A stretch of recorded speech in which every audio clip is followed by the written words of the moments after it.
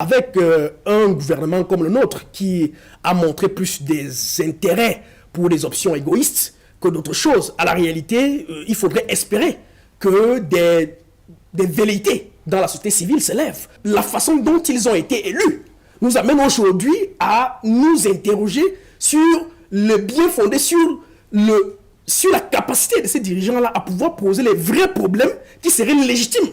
Que le candidat a même d'assumer notre opposition qui est celle de la transition politique, c'est M. Biya.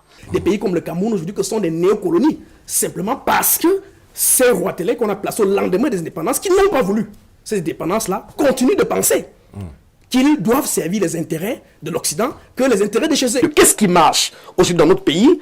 J'aurais voulu qu'on m'en donne un seul secteur. Est-ce celui des routes? Regardez l'état de Yaoundé, nous avons la capitale la plus sale d'Afrique. Je me demande comment il peut dire une chose pareille. Le RDPC n'est pas un parti politique, c'est un agrégat multiethnique d'opportunistes, quelques jouisseurs. C'est un parti d'opportunité. C'est-à-dire que je veux être nommé parce que je suis chef service, alors j'y entre facilement et puis voilà, j'aurai une lettre de recommandation marquée aux oripeaux RDPC.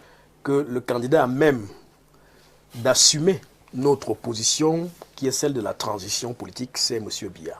Le président a près d'un siècle d'âge aujourd'hui. C'est l'inédit, c'est exceptionnel pour nous autres chrétiens. On dit que il a bénéficié de la grâce exceptionnelle du divin. Et donc, être là relève vraiment du miraculeux. Et dans notre environnement, voir des individus, des membres du gouvernement, des compatriotes, en appeler à sa réélection, ça frise un peu de démence. Ah, vous soutenez désormais bien sûr, écoutez, et je l'ai dit, que le candidat a même d'assumer notre opposition qui est celle de la transition politique, c'est M. Biya. Est-ce que le président Biya aujourd'hui, tel que l'on voit comment le pays fonctionne, qui était vigoureux, qui contrôlait tout, qui pouvait agir quand on énonçait des cas de corruption dans tel ministère et Téchéra, est-ce que c'est le même qui nous propose la même vitalité qu'il y a encore 15-20 ans aujourd'hui?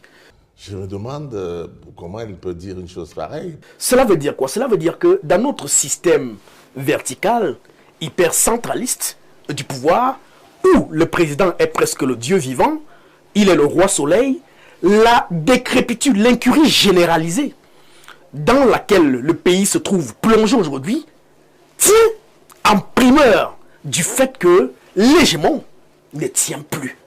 Ah, vous soutenez désormais bien sûr, écoutez, et je l'ai dit. Aïe, massa.